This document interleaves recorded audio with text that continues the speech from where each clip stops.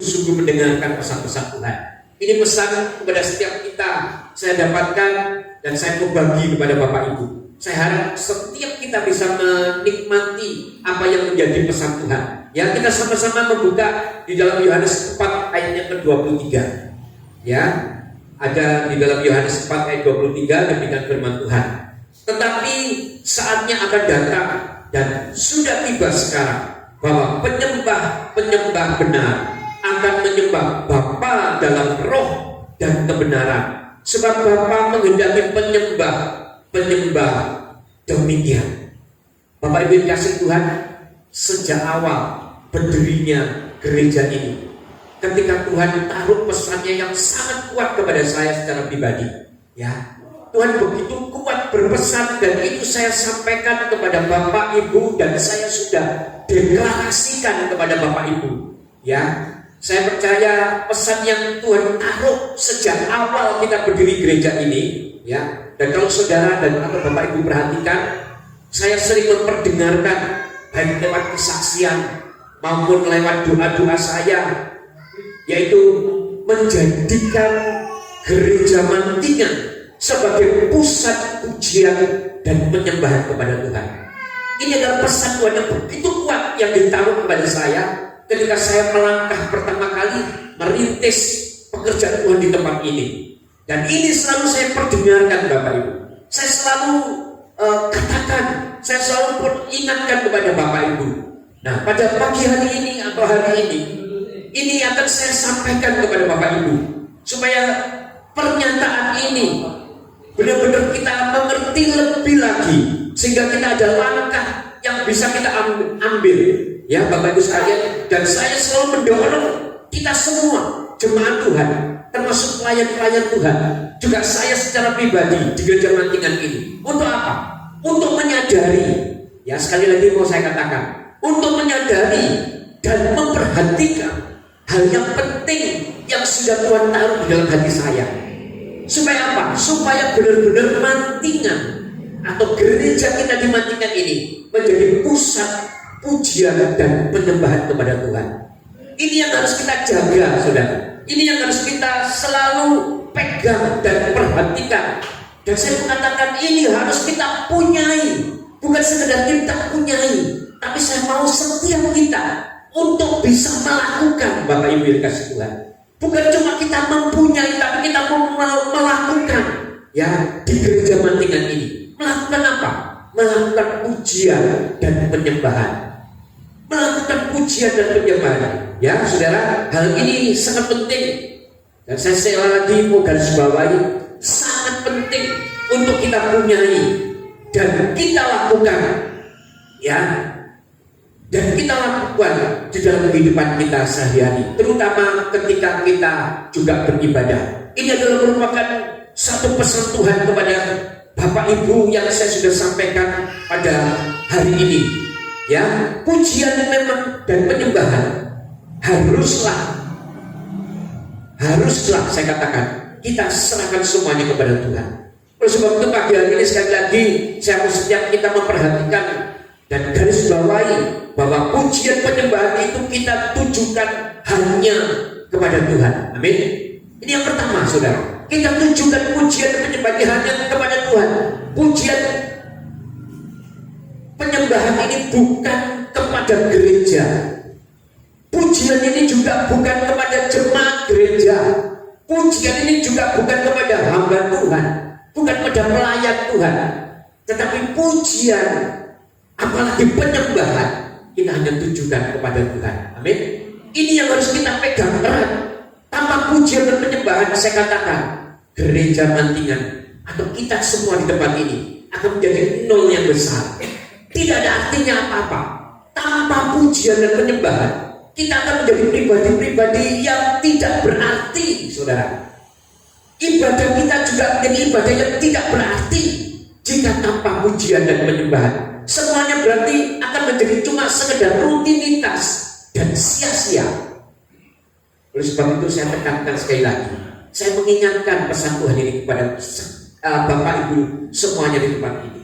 Saya ingatkan kembali supaya setiap apa yang kita lakukan, terutama di dalam ibadah kita, tidak sekedar rutinitas, yang artinya apa yang kita lakukan itu menjadi sesuatu kesia-siaan, tidak ada artinya, tidak ada artinya. Ketika kita beribadah tanpa kita berikan pujian dan penyembahan kepada Tuhan, tidak ada artinya. Dan sekali lagi coba saya mengatakan, pusat pujian dan penyembahan di gereja ini haruslah benar-benar hanya kepada Tuhan Yesus Kristus, bukan kepada yang lain. Nah, saudara, ketika saudara Bapak Ibu dikasih Tuhan mengambil sikap sebagai pemuji, ya, dan penyembah, ada beberapa sikap yang harus saudara perhatikan. Sikap yang tidak boleh dilakukan oleh pemuji dan penyembah. Saya mau beritakan kepada setiap Bapak Ibu tempat ini supaya semakin mengerti langkahnya, bukan cuma sekedar sebagai pemuji dan penyembah. Ada beberapa hal yang memang harus kita lakukan dan itu tidak boleh dilakukan. Ya, tidak boleh kita lakukan. Adalah hal-hal yang sudah yang akan saya sampaikan berikut ini, saudara. Ya, jadi sikap yang tidak boleh dilakukan oleh seorang pemuji dan penyembah. Menyembah janganlah dengan keterpaksaan. Ini yang pertama, saudara. Ketika saudara mengambil keputusan untuk menjadi pemuji dan penyembah, firman Tuhan mengatakan bahwa haruslah setiap kita janganlah menyembah dengan keterpaksaan. Sebab segala sesuatu yang dilakukan dengan terpaksa, saya mau ingatkan, ini akan berbahaya buat setiap hidup kita. Karena ketika kita terpaksa melakukan, maka kita akan melakukan dengan setengah hati. Kita akan melakukan dengan tidak sungguh-sungguh. Kadang kita tidak suka dan kita lakukan. Ketika itu kita kerjakan, maka sesungguhnya itu kita sedang munafik, sedang menimbulkan kemunafikan, mengerjakan kemunafikan. Oleh sebab itu saya mau setiap kita supaya kita ini jangan mengerjakan pujian dan penyembahan itu dengan terpaksa. Kalau kita terpaksa, maka kita akan menjadi orang-orang yang munafik. Dan orang yang munafik adalah orang yang dibenci oleh Tuhan. Kita lihat saudara, ya, di dalam Matius 23 ayat yang ke-27. Ini dikatakan seperti ini. Tuhan Yesus sendiri yang berbicara. Celakalah kamu, hai ahli-ahli Taurat dan orang-orang Farisi, hai kamu orang-orang munafik, sebab kamu sama seperti kuburan yang dilabur putih. Ini orang-orang yang munafik. Gambarannya Tuhan Yesus katakan seperti ini, saudara. Kamu seperti kuburan yang dilabur putih, yang sebelah luarnya memang bersih tampaknya, tetapi yang sebelah dalamnya penuh tulang belulang dan berbagai jenis kotoran. Waduh, kalau kita lihat seperti ini ngeri, saudara. Ternyata orang yang munafik itu, firman Tuhan mengatakan seperti kuburan yang dicat putih bersih kelihatannya dari luar bersih, tetapi sesungguhnya di dalam ini penuh dengan kotoran, tulang belulang. Yang artinya ketika kita melakukan kemunafikan itu cuma dilabeli di depan saja, saudara, di permukaan saja. Sesungguhnya di dalamnya itu penuh dengan gejolak. Dan ini sangat-sangat dibenci oleh Tuhan. Kita tidak boleh melakukan itu, saudara. Sikap ini adalah sikap yang sangat-sangat tidak tulus. Oleh sebab itu, marilah saya himbau kepada Bapak Ibu, ketika memuji dan menyembah, haruslah benar-benar dengan hati menyembah dengan ketulusan. Amin. Ketika Bapak Ibu sekalian menyembah, lakukan dengan ketulusan, seperti yang kita lakukan. Kalau Tuhan jamah kita ketika kita menyembah, sembahlah dengan sungguh-sungguh. Tidak apa-apa, saudara. Saya di gereja ini selalu mengatakan bebas, saudara, untuk menyembah Tuhan. Saudara mau bagaimana bebas, asal tertib. Ya, kita lakukan semua. Tuhan jamah saudara ketika saudara merasakan hadirat Tuhan. Ketika saudara menyembah, merasakan hadirat Tuhan, saudara mau angkat tangan, angkat tangan. Saudara mau keluar air mata tidak bisa dibendung, keluarkan, saudara, tidak apa-apa. Itu bukti kalau saudara benar-benar pasrah kepada Tuhan. Ketika Tuhan jamah, jangan ditahan, saudara. Jangan ditahan. Saya seringkali di tempat ini merasakan jamaah Tuhan. Saya tidak bisa tahan. Dan saya tidak mau jaim di depan saudara, walaupun saya sebagai gembala sedang. Ya, ketika Tuhan jamah, saya terima jamahan itu dengan sungguh-sungguh. Sebab itulah sesungguhnya yang menguatkan saya, saudara. Oleh sebab saya mau di tempat ini kita semua juga melakukan hal yang sama. Ketika Tuhan jamah di dalam pujian penyembahan, rasakan saudara. Lakukan soal penyembahan itu, pujian itu dengan hati yang tulus. Maka ketika dijamah Tuhan, lepaskan saja. Lepaskan, biarlah Tuhan menjamah dengan sungguh-sungguh. Tidak apa-apa. Karena itulah sebetulnya tujuan kita datang beribadah kepada Tuhan, menikmati jamahan Tuhan. Nah, itu kita bisa dapat kalau kita sungguh-sungguh memuji dan menyembah dengan benar-benar hati yang menyembah dan dengan ketulusan. Itu kita baru dapat, saudara. Nah, ini yang pertama. Ternyata janganlah kita menyembah dengan tidak sungguh-sungguh. Janganlah kita menyembah dengan keterpaksaan. Yang kedua yang harus kita tahu, ternyata Tuhan juga mengajarkan janganlah kita juga menyembah dengan transaksional. Nah, saudara, apa itu maksudnya? Janganlah kita menyembah dengan transaksional. Yang artinya apa? Hitung-hitungan gitu loh, saudara. Apa itu yang disebut transaksional? Kita lihat ada contoh di Alkitab. Kita buka di dalam 1 Samuel 15 ayat ke-30. Kita akan baca nanti, saudara, sampai ayat ke-35. Kita lihat yang ayat 30 dulu, saudara. Ya, ini cerita tentang Saul dan Samuel. Kita lihat, saudara, ya. 1 Samuel 15 ayat yang ke-30. Ya, demikian firman Tuhan. Tetapi kata Saul, aku telah berdosa, tetapi tunjukkanlah juga hormatmu kepadaku sekarang di depan para tuan-tua bangsaku dan di depan orang Israel. Kembalilah bersama-sama dengan aku, maka aku akan sujud menyembah kepada Tuhan Allah. Saudara lihat, kelihatannya apa yang diucapkan oleh Saul ini adalah sesuatu yang lumrah. Tapi sesungguhnya apa yang diucapkan oleh Saul ini adalah sikap bertransaksi dengan Tuhan. Saudara bisa perhatikan di dalam ayat ini mengatakan bahwa aku telah berdosa, tetapi tunjukkanlah juga hormatmu kepadaku. Ini diperkatakan kepada Samuel. Saul mengakui, dan di akhir ayat ini juga mengatakan, aku akan sujud menyembah kepada Tuhan Allahmu jika engkau kembali bersama-sama dengan aku. Nah, ini kan sesuatu transaksi dengan apa yang dilakukan Saul kepada Samuel. Dia melakukan satu transaksi. Ya, memang yang dilakukan oleh Saul ini, apa yang sudah diucapkannya sesungguhnya ya adalah sikap yang ada untungnya aku baru mau, ada transaksinya baru aku mau. Seperti itu, saudara, ya. Dan sesungguhnya ini tidak menyenangkan hati Tuhan. Dan hari ini saya mau ingatkan kepada Bapak Ibu, kalau kita tidak hati-hati, kita juga bisa melakukan hal yang sama seperti Saul. Ketika kita mengalami sesuatu yang tidak baik, ketika kita mengalami sesuatu yang mungkin sedang terpuruk, ada satu transaksi yang kita ucapkan di hadapan Tuhan, ya. Atau mungkin kita sedang sakit, mungkin kita bisa ngomong, Tuhan, sembuhkan aku. Ketika Engkau sembuhkan aku akan rajin ke gereja, aku akan rajin beribadah. Ini saya kasih tahu, ini sikap transaksi yang sesungguhnya dibenci oleh Tuhan. Terus mungkin ada juga yang mengatakan, Tuhan berkati aku. Ketika Engkau berkati aku, maka aku akan rajin beribadah. Ini juga hati-hati, saudara. Ini sikap transaksi kepada Tuhan. Ini sikap yang sangat dibenci Tuhan, ya. Atau mungkin kita meminta pertolongan kepada Tuhan. Tuhan, tolong aku ya Tuhan. Aku membutuhkan pertolongan-Mu. Kalau Engkau tolong aku Tuhan, aku akan aktif beribadah kepada Tuhan. Aku akan menuruti perintah-Mu Tuhan. Nah, ini hati-hati, saudara. Ini sikap yang bertransaksi di hadapan Tuhan.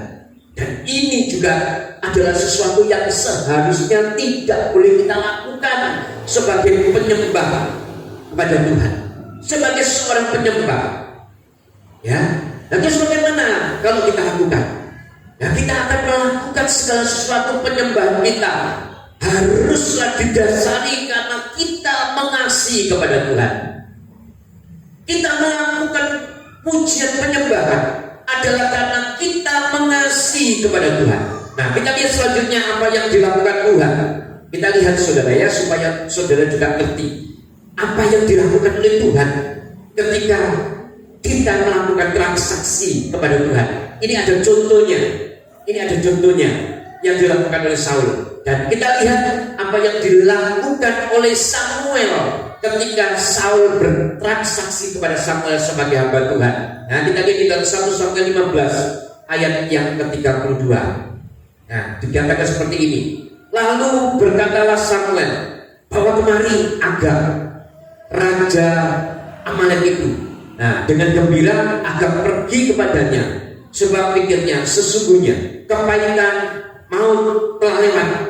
Nah, ayat 33 mengatakan seperti ini saudara. Tetapi kata Samuel, seperti pedangmu membuat perempuan-perempuan kehilangan anak, demikianlah ibumu akan kehilangan anak di antara perempuan-perempuan. Sesudah itu Samuel mencincang Agag di hadapan Tuhan di Gilgal. Saudara, saya kasih tahu ini loh yang kadang menjadi ejekan orang luar, yang mengatakan Tuhan kita kok kejam ya, kok sampai mencincang orang seperti itu ya, Tuhan kita kok kejam. Nah, sebetulnya saya katakan tidak. Itu adalah situasi, di saat itu adalah situasi perang. Saat itu perang dan musuh memang harus ditumpas habis. Karena pada waktu itu Agag ini adalah seorang yang juga memusuhi bangsa Israel ya. Nah, saudara, sekarang kita lihat sekali lagi apa yang dilakukan Samuel itu terjadi disebabkan karena ketidaktaatan Saul. Kita lihat saudara ya, karena tidak taat maka Saul harus menanggung akibatnya. Saul menanggung akibatnya ya, yaitu menanggung apa? Yang pertama tadi kalau saudara perhatikan di ayat yang pertama, Saul menanggung malu sebagai seorang raja.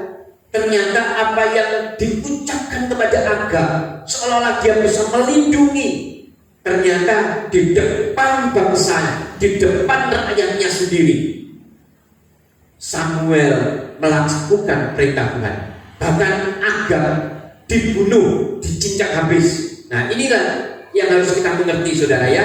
Ternyata ketidaktaatan, hidup yang tidak taat dan tidak tertib itu akan mengalami persoalan dan mengalami masalah, termasuk kita akan menjadi malu seperti yang dilakukan oleh Saul ketika dia tidak taat. Padahal di awal perang Tuhan sudah katakan kamu harus mentumpas habis, bahkan seluruh hewan ternak kamu juga harus tumpas habis.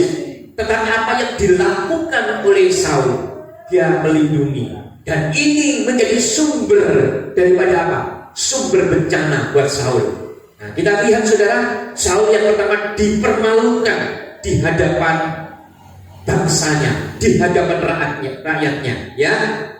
Sekali lagi, ternyata di dalam perjanjian baru juga ada Paulus ya dengan ilham Roh Kudus menulis tentang sikap hidup tidak tertib ya. Ternyata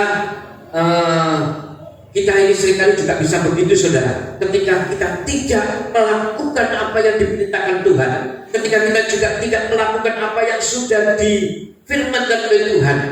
Kalau tidak hati-hati ketika kita mendapatkan masalah karena ketidaktaatan dan tidak tertibnya kehidupan kita, maka kita akan mengalami persoalan dan masalah. Nah, kalau kita tidak hati-hati, ini kita bisa menyalahkan Tuhan. Nah, saudara, di dalam perjanjian baru ada contoh juga ya, ketika kita hidup tidak tertib. Sikap hidup tidak tertib ini adalah sikap hidup yang menjadikan sumber masalah. Ketika saudara tidak taat dan hidup tidak tertib, hidup semaunya sendiri, inilah sebetulnya menjadikan satu sumber masalah. Nah, saudara, Paulus ini mengajarkan kepada setiap kita melalui ilham Roh Kudus, menulis bahkan di dalam sikapnya tentang hidup orang yang tidak tertib. Dikatakan akan berdampak yang berat dan buahnya orang ini akan mengalami persoalan dan masalah. Nah, saudara, bahkan dikatakan Paulus mengatakan ketika ada orang hidup tidak tertib, tegur dia. Tentunya memang cara menegur juga harus berhati-hati. Kita harus mengerti cara menegur. Ya, kita lihat di dalam 1 Tesalonika 5 ayat yang ke-14. Ya, kita akan lari dulu di perjanjian baru, saudara ya. Di dalam 1 Tesalonika 5 ayat 14 mengatakan seperti ini. Kami juga menasihati kamu, saudara-saudara, tegurlah mereka yang hidup dengan tidak tertib, hiburlah mereka yang tawar hati, belalah mereka yang lemah, sabarlah terhadap semua orang. Amin, saudara. Ternyata hidup yang tidak tertib itu, sekali lagi saya garis bawahi, itu sumber masalah. Ketika kita tidak taat kepada Tuhan dan kita mengambil sikap hidup tidak tertib, semaunya sendiri, aturan yang sudah digariskan oleh Tuhan kita langgar, itu sebetulnya adalah merupakan sumber masalah. Dan orang seperti ini, Paulus mengatakan, gak apa-apa kamu tegur, tapi memang ada caranya. Tidak bisa kita tegur di depan orang banyak. Kita harus ajak dia bicara mungkin 4 mata. Kita peringatkan dia. Ya, contohnya kadang orang melakukan sesuatu yang tidak menyenangkan hati Tuhan. Kita tahu tidak boleh kita biarkan saja, saudara. Harus kita tegur. Tapi tegurnya mungkin harus dengan kasih.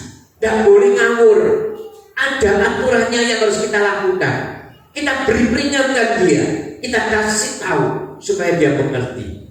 Ya, jadi hidup yang tidak tertib itu merupakan sumber bencana di hadapan Tuhan. Nah, saudara, kita lanjutkan baca di dalam 1 Samuel 15 ayat yang ke-34. Ini sebetulnya bukan sikap Samuel. Sekali lagi saya katakan, ini bukan sikap Samuel, tetapi sikap Tuhan yang direfleksikan atau dilakukan oleh Samuel ketika Saul menyembah secara transaksional atau hitung-hitungan timbal balik dengan Tuhan. Kita lihat di dalam 1 Samuel 15 ayat yang ke-34 dan 35. Demikian firman Tuhan.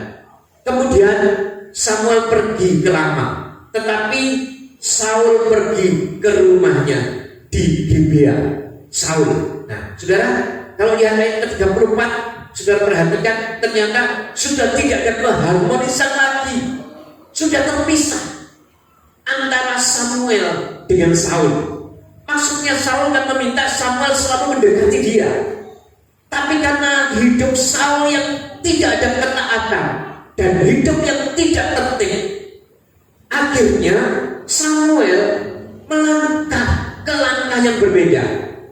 Nah, ini harus saudara ketahui dan saudara harus mengerti. Tidak ada keharmonisan lagi, bahkan sudah terpisah. Terpisah dari apa, saudara? Dari hadirat Tuhan. Makanya hati-hati, saudara. Kalau kita sudah melakukan sesuatu kepada Tuhan dan kita sudah melangkah salah di hadapan Tuhan, saya sarankan saudara untuk cepat-cepat mengambil tindakan untuk meminta maaf. Dengan tidak ada sikap sebagai seorang yang bertransaksi kepada Tuhan, tidak hitung-hitungan kepada Tuhan. Nah, saudara, kalau kita lanjut baca, saya katakan ini ngeri sebetulnya, saudara ya. Kita lihat ayat ke-35. Nah, sampai hari matinya Samuel tidak melihat Saul lagi. Nah, bayangkan saudara, ketika ada sikap yang transaksional, ya, ketika Saul melakukan hal yang transaksional kepada Tuhan, maka Tuhan tidak lagi mau searah, sejalan dengan Saul. Bahkan dikatakan di dalam ayat ini, sampai hari matinya Samuel, matinya Saul, Samuel tidak melihat Saul lagi, tetapi Samuel berduka cita karena Saul dan Tuhan. Sudah lihat ini ayat, Tuhan menyesal karena Tuhan menjadikan Saul raja atas Israel. Wah, ini lebih ngeri lagi, saudara. Ternyata ketika kita sudah menerima sesuatu yang baik daripada Tuhan, kita sudah menerima sesuatu yang luar biasa daripada Tuhan, ketika kita tidak bisa menjaganya dengan baik-baik, apa yang Tuhan sudah berikan dalam hidup kita, kita sudah benar-benar menjadi orang yang mungkin dulu adalah orang yang setia, orang yang takut akan Tuhan, orang yang menghormati Tuhan, tetapi karena keadaan mungkin saudara bisa melupakan semuanya itu. Saya mau katakan hati-hati, hati-hati saudara, sebab Tuhan akan berperhitungan buat setiap kita. Kalau kita lihat di dalam ayat ini, bahkan Tuhan menyesal karena menjadikan Saul raja atas Israel. Nah, demikian juga dengan kita saudara. Ketika gereja sudah menyuarakan sebagai pusat pujian dan penyembahan, berarti sesungguhnya saya mau katakan ada dua unsur yang harus kita punyai. Ketika kita sudah menyuarakan bahwa gereja kita di tempat ini adalah pusat pujian dan penyembahan kepada Tuhan, berarti ada dua unsur di dalamnya. Yang pertama saya katakan, ada unsur yang dinamakan pemuji dan penyembah. Ini berbicara tentang saudara dan saya yang ada di dalamnya, saudara. Saudara dan saya ini adalah pemuji dan penyembah. Berarti ketika kita mendeklarasikan kalau gereja kita adalah gereja yang punya roh atau punya pusat sebagai pusat pujian penyembah kepada Tuhan, kita harus mengerti bahwa di dalamnya ada dua unsur, yaitu saudara ini sebagai pemuji dan penyembah. Ini berbicara tentang saudara dan saya. Nah, kita sudah mendeklarasikan, sudah menyatakan bahwa gereja kita adalah sebagai pusat pujian dan penyembahan kepada Tuhan untuk daerah Mantingan. Nah, saya mau kasih tahu kepada saudara, tentunya deklarasi ini saya berharap bukan cuma sekedar pernyataan saja, tetapi tentunya harus diimbangi dengan langkah, dengan sikap langkah kita. Ya, langkah apa saudara? Sikap apa? Langkah kita sebagai pemuji dan sebagai penyembah. Harus ada tindakan, bukan cuma sekedar ngomong saja. Ada tindakan yang harus kita lakukan. Ya, kita harus menyatakan, saudara. Nah, kita menyatakan di mana sikap pemuji dan penyembah ini. Ternyata firman Tuhan mengatakan bahwa sikap memuji dan penyembah ini harus dinyatakan di dalam sikap hidup dan sikap ketika kita beribadah. Ada sikap hidup, juga ada sikap ketika kita beribadah. Ketika kita beribadah, kita harus tunjukkan sikap kita sebagai penyembah. Yang artinya apa? Menyembahlah dengan sungguh-sungguh. Kalau saudara sudah deklarasikan gereja kita ini sebagai pusat pujian dan penyembahan kepada Tuhan, berarti unsur yang pertama, yaitu ada pemuji dan penyembah, itu adalah saudara dan saya. Nah, ketika saudara dan saya sebagai pemuji dan penyembah, firman Tuhan katakan kita harus tunjukkan sikap kita sebagai pemuji dan penyembah. Yang artinya apa? Ketika kita memuji dan menyembah, kita harus sungguh-sungguh memuji dan menyembah. Kita nggak mau terikat lagi gitu loh saudara. Kita memuji menyembah dengan sungguh-sungguh. Nah, ini sikap kita di dalam beribadah. Nah, sikap hidup kita juga harus seperti itu. Orang yang punya sikap memuji dan menyembah pasti mempunyai sikap yang berbeda. Ya. Nah, kita lanjutkan saudara. Sikap memuji dan menyembah memang harus dilakukan ketika di dalam kehidupan sehari-hari. Ya. Di dalam kehidupan sehari-hari kita harus tunjukkan. Berarti seorang pemuji dan penyembah harusnya bersikap dan juga melakukan apa yang sudah dideklarasikan. Ini yang penting saudara. Ya saudara, saya mau setiap kita perhatikan, karena saya sudah ulang-ulang dan tegaskan sekali lagi bahwa pemuji dan penyembah, yaitu saudara dan saya, haruslah bukan cuma bersikap, tetapi juga harus melakukan. Yang artinya kita mengerjakan pujian dan penyembahan, memuji dan menyembah kepada Tuhan di dalam setiap hidup kita. Ya. Nah, sekarang memang betul saudara, Tuhan itu bukan mencari penyembahan, tetapi Tuhan mencari penyembah, yaitu saudara dan saya. Kalau mau menyembah, Tuhan pernah mengatakan, batu ini pun aku bisa gunakan untuk bisa menyembah kepadamu. Oleh sebab itu, berbahagialah setiap kita ketika Tuhan menginginkan kita sebagai penyembah. Tuhan menginginkan kita sebagai pribadi-pribadi yang sungguh-sungguh menyembah kepada Tuhan. Tuhan mencari pribadi penyembah, yaitu saudara dan saya. Ini yang dicari Tuhan, saudara. Ya, nah pribadi yang bagaimana? Ternyata pribadi dari orang yang suka menyembah.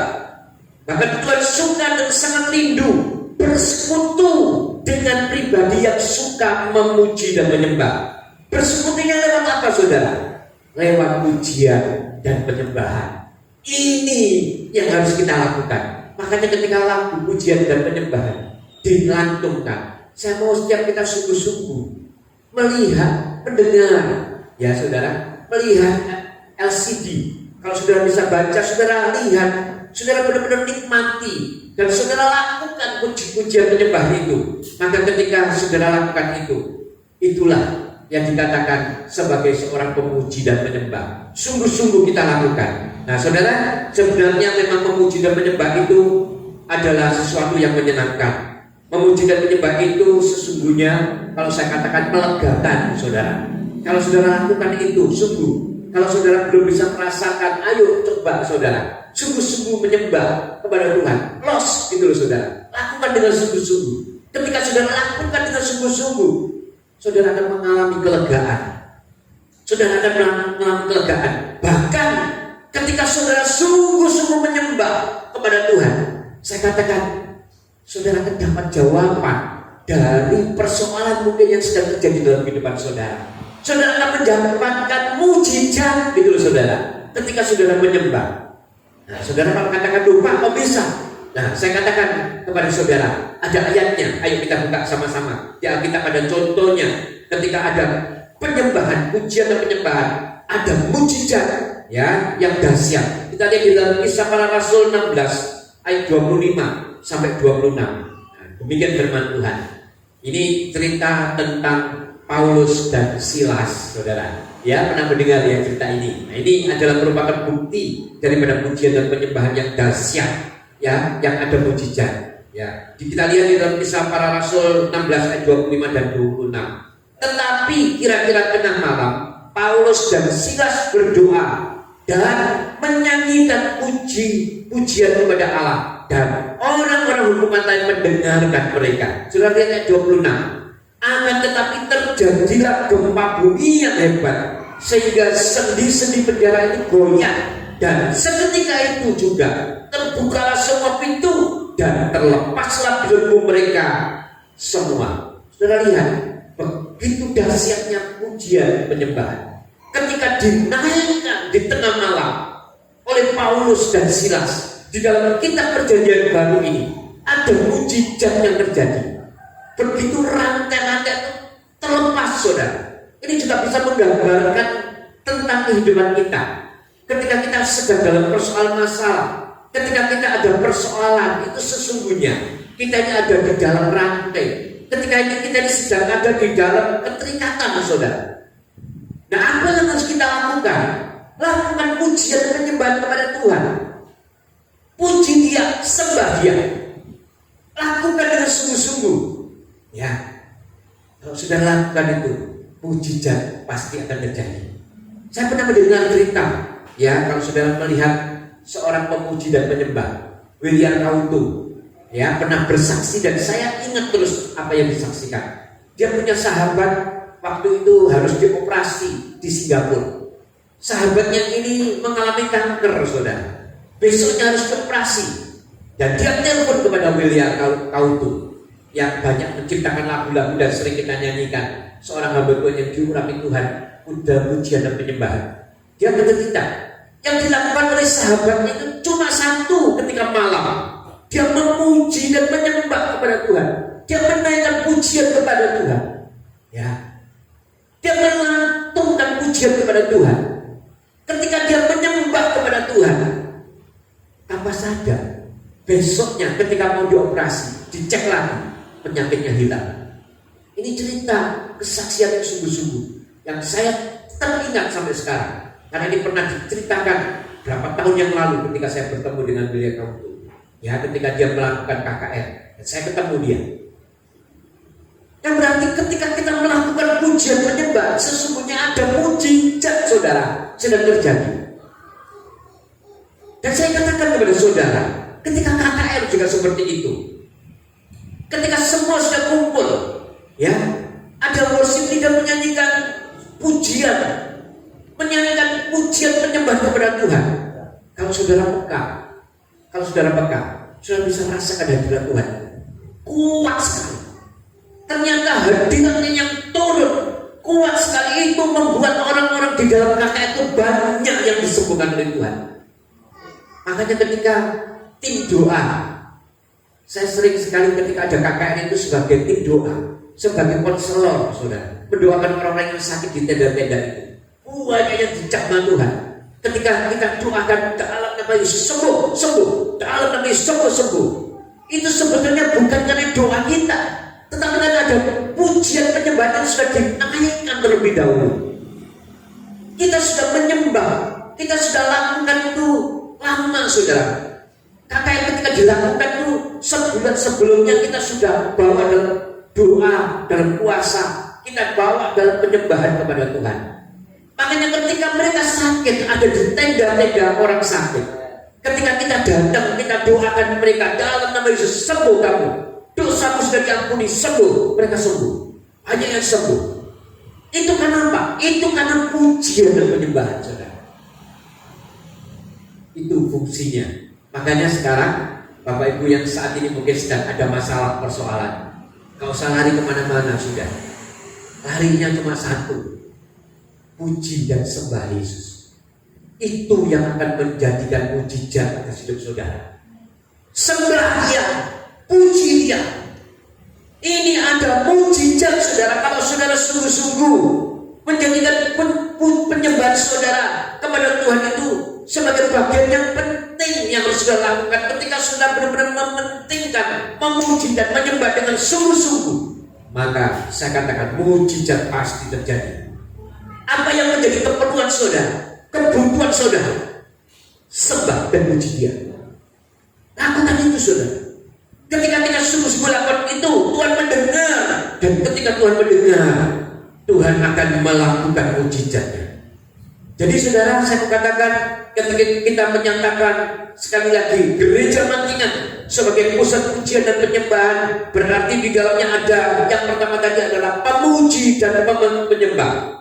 Itu saudara dan saya. Ini yang pertama. Yang kedua apa, saudara? Yang kedua, ternyata ketika kita menyatakan gereja Mantingan sebagai pusat pujian dan penyembahan kepada Tuhan, selain ada pemuji dan penyembah, yang kedua yang harus saudara tahu dan saudara mengerti, ternyata di gereja Mantingan ini ada Yesus di dalamnya.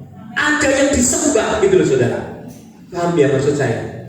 Kalau saudara menyatakan gereja ini sebagai pusat pujian untuk Mantingan dan sekitarnya, berarti di dalam sini, di gereja ini ada pemuji dan penyembah. Kalau ada pemuji dan penyembah, sesungguhnya di dalam ini juga ada yang disembah. Amin, saudara. Ada yang disembah. Ini yang harus saudara tahu, ya.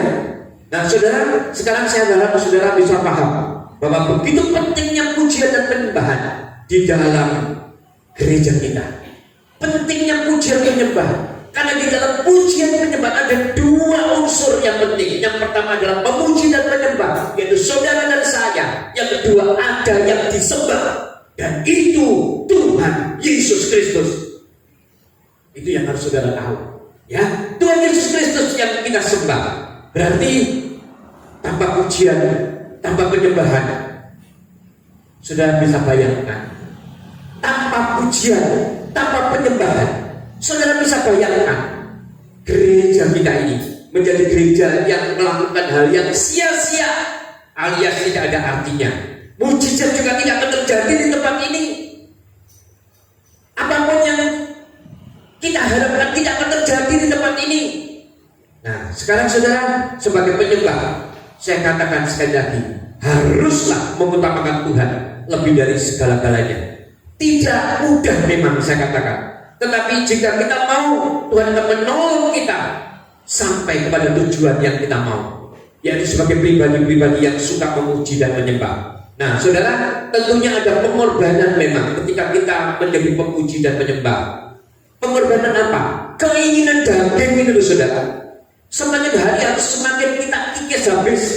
Keinginan daging ini harus kita habiskan. Sebab apa? Yang tinggal haruslah keinginan untuk menyenangkan hati Tuhan. Bukan fokus untuk mendapatkan pujian, tetapi fokus kita untuk memuji kepada Tuhan. Dipuji itu memang menyenangkan, saudara. Saudara pernah dipuji tidak? Kalau dipuji orang itu menyenangkan. Tetapi saya kasih tahu kepada saudara bahwa pujian ini sebetulnya ada sesuatu yang berbahaya. Makanya saya tidak suka sekali kalau orang-orang itu suka memuji-muji. Karena ini adalah merupakan satu hal yang sangat-sangat kontraproduktif, saudara, dalam hidup saudara. Kalau saudara dipuji-puji, sesungguhnya saudara itu sudah mengambil haknya Tuhan. Sebab hanya Tuhan layak dipuji. Kita ini cuma hambanya. Saudara dan saya ini cuma sebagai penyembah, bukan sebagai orang yang disembah atau dipuji. Oleh sebab itu marilah setiap kita, sikap kita bahwa kita hanya fokus untuk memuji dan bukan fokus untuk mendapatkan pujian. Ya, sebab memang pujian itu sesungguhnya adalah berkat. Tetapi saudara harus ingat, pujian itu sangat berbahaya. Oleh sebab itu harus berhati-hati. Sebab pujian itu bisa membuat orang sombong, saudara. Ketika saudara dipuji, saudara tanpa sadar bisa sombong. Ya. Nah, ketika saudara sombong, ini yang akan menjadi sesuatu malapetaka dalam hidup kita. Ya, kita lihat di dalam Yohanes 3:30, saudara. Ini yang harus kita lakukan sebagai pemuji dan penyembah. Yohanes 3:30 dikatakan seperti ini. Tuhan harus apa, saudara? Makin besar, tetapi aku, saudara dan saya, ya, saudara dan saya haruslah makin kecil. Amin, saudara. Bukan saudara yang dipuji, bukan saudara yang disembah, tetapi kita harus memberikan pujian penyembahan. Dan ketika saudara dipuji, hati-hati, sebab memang seharusnya ini sikap sebagai seorang pemuji dan penyembah. Aku harus semakin kecil dan Tuhan harus semakin besar. Yang artinya apa, saudara? Pakai mulut kita untuk memuji dan menyembah kepada Tuhan. Kita lihat di dalam Amsal 10 ayat 32. Ini berkata seperti ini. Bibir orang benar tahu akan hal yang menyenangkan, tetapi mulut orang fasik hanya tahu tipu muslihat. Saudara mau mulut ini dipakai sebagai alat untuk memuji dan memuliakan Tuhan? Pakai mulut ini sungguh-sungguh. Karena kalau kita berhikmat, di dalam ayat ini dikatakan bibir orang benar, yaitu saudara dan saya, tahu, saudara, tahu sebagai bibir orang benar, sebagai orang benar tahu akan hal yang menyenangkan, tetapi mulut orang fasik hanya tahu tipu muslihat. Jadi saudara, kita semua adalah orang-orang benar. Pakai mulut kita untuk kebenaran, melakukan sesuatu yang benar. Jadi saya harap di tempat ini kita semua harus pakai mulut kita dengan hati-hati, ya. Jangan gampang kita mengumpat serapah orang. Jangan gampang kita menghakimi orang. Jangan gampang kita menjatuhkan orang. Hati-hati, mulut kita itu berbahaya, saudara. Kalau kita ini orang benar, kita akan mempergunakan mulut kita ini dengan sungguh-sungguh. Karena ketika kita menghakimi orang, ketika kita menghendaki orang ini untuk berbuat yang baik menurut anggapan kita, itu hati-hati, saudara. Itu bisa membuat kita ini menjadi pribadi sebagai penghakim yang seharusnya tidak kita lakukan. Karena yang menghakimi itu sesungguhnya adalah Tuhan. Oleh sebab itu marilah kita menerima satu dengan yang lain dengan penuh kelapangan dada. Kita akan menerima semuanya dengan baik. Sikap masing-masing ini kita terima semua, saudara. Karena kita ini adalah orang-orang yang memang fokusnya cuma sebagai pemuji dan penyembah. Kita tidak mau menjadi orang yang dipuji, saudara. Karena orang yang dipuji ini adalah orang yang berbahaya. kita bisa menjadi pribadi-pribadi yang sombong. Dan orang sombong ini adalah orang yang dibenci oleh Tuhan. Dan saya selalu katakan, orang sombong sebetulnya menempatkan posisinya sebagai orang yang melawan Tuhan. Nah, kalau seperti itu, kalau Tuhan aja dilawan, coba siapa lagi yang bisa menjadi musuh? Nah, saya katakan pasti akan mengalami kekalahan total. Saya tidak mau itu terjadi, ya, saudara. Sekali lagi, bibir orang benar, yaitu bibir saudara dan saya, haruslah mengeluarkan perkataan yang menyenangkan. Nah, saya tutup sekarang, saudara. Bagaimana dahsyatnya penyembahan. Saya akan juga bersaksi kepada saudara. Karena ini saksi secara pribadi, saya mau katakan kepada saudara. Ketika beberapa tahun yang lalu, saudara, gereja ini kan kita bangun sudah 2 tahun lebih. 2 tahun ya saudara ya. Tahun yang lalu ketika kita mulai pembangunan gereja ini, di atas kertas saya sebetulnya sudah tidak mampu untuk melanjutkan. Apalagi ketika pandemi COVID-19 muncul, saudara. Nah, saya pernah sekali seperti ini yang saya lakukan. Ketika tukang bekerja, saya sama istri duduk di mimbar. Dan apa yang saya lakukan? Saya menyembah kepada Tuhan. Istri saya dengan saya, tukang bekerja, saya menyembah kepada Tuhan. Penyembahan itu saya lakukan terus. Bahkan kita sampai masuk dalam hadirat Tuhan, kita ada merasa air mata ini keluar. Nah, saat itu gereja sedang butuh, saudara.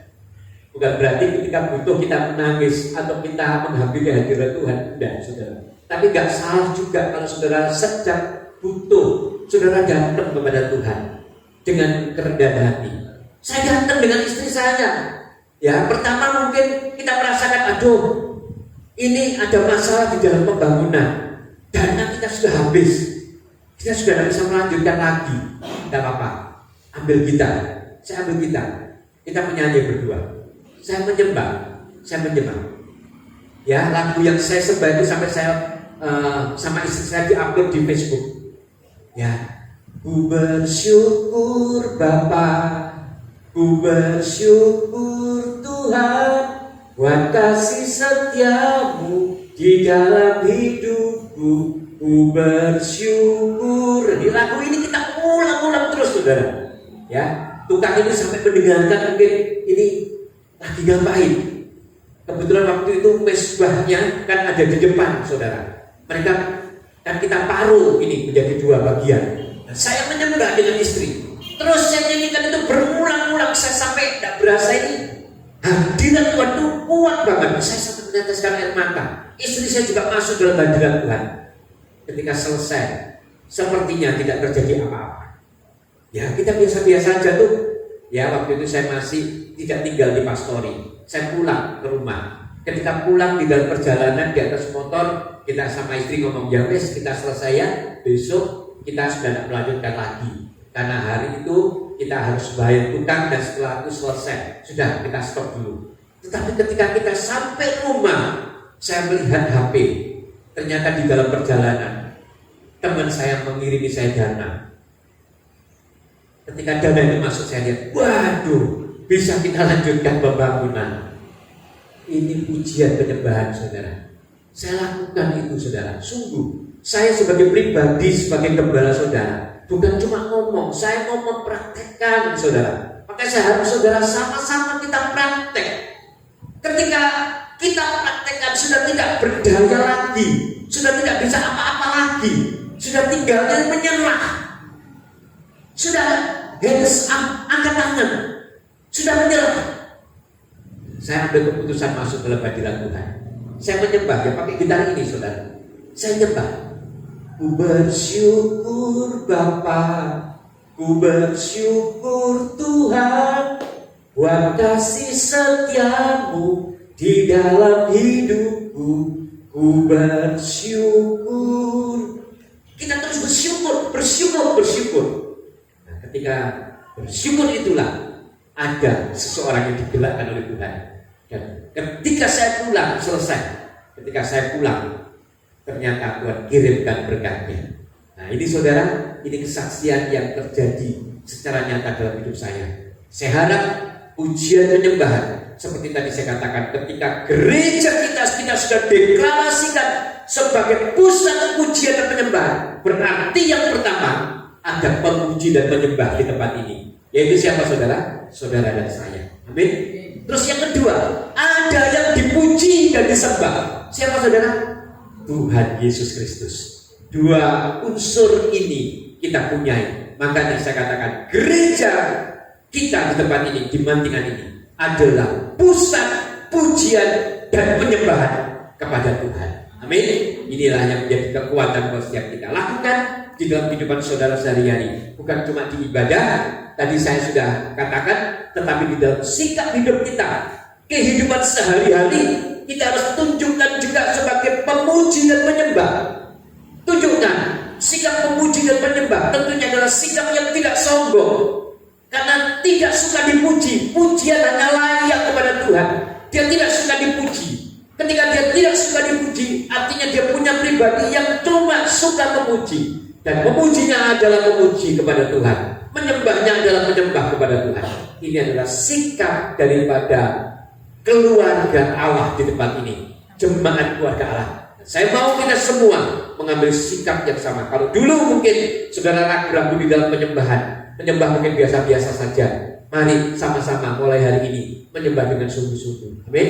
Sungguh-sungguh saudara.